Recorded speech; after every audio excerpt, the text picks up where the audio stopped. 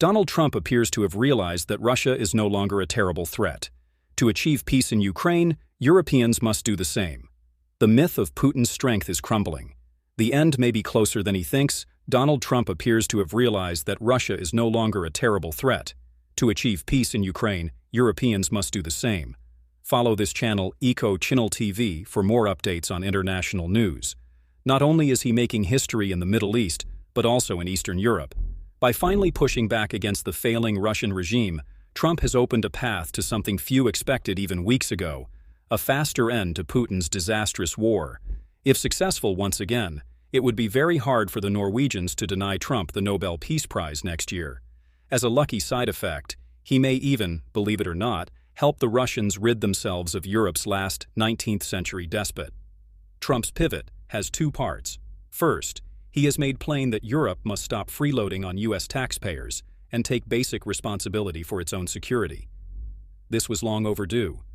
For a generation, European governments preferred disarmament theater and moral grandstanding, exaggerating Moscow's strength to keep American checks flowing, even as European energy firms continued to buy Russian oil.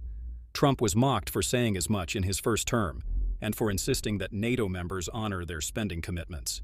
No one is laughing now. Second, Trump has finally ditched the Cold War notion that Russia is so formidable that we must, to avoid World War III, accept that it can bully its neighbors into vassalage. Russia is a weakish, brittle power in rapid decline, with a sphere of influence that has been steadily shrinking for decades. The invasion of Ukraine was meant to arrest the decay.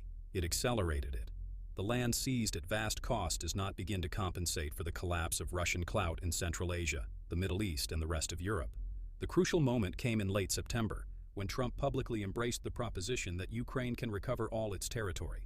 That was not just rhetorical flourish. It marked a clean break with the "both sides must yield" mush that undermined the heroic Ukrainian fight and flattered Kremlin mythology. Words from a U.S. president matter. Treat Russia as strong and stakeholders default to caution. Treat it as fragile and initiative is unlocked. We are already seeing the practical effects. U.S. support has shifted toward enabling strikes that degrade the aorta of the Russian war machine, its energy complex, refineries, and logistics hubs, rather than feeding trench attrition that hurts the smaller side most. Talking accurately about Russia's underreported weakness may also embolden the reformers and fence-sitters inside the Russian system, who needed reassurance that the Leviathan is a rusting hulk, not a dreadnought. And Trump has gone further, talking openly about supplying Ukraine with long-range Tomahawks, missiles that can reach deep into Russia, including Moscow, and may evade even its best air defenses.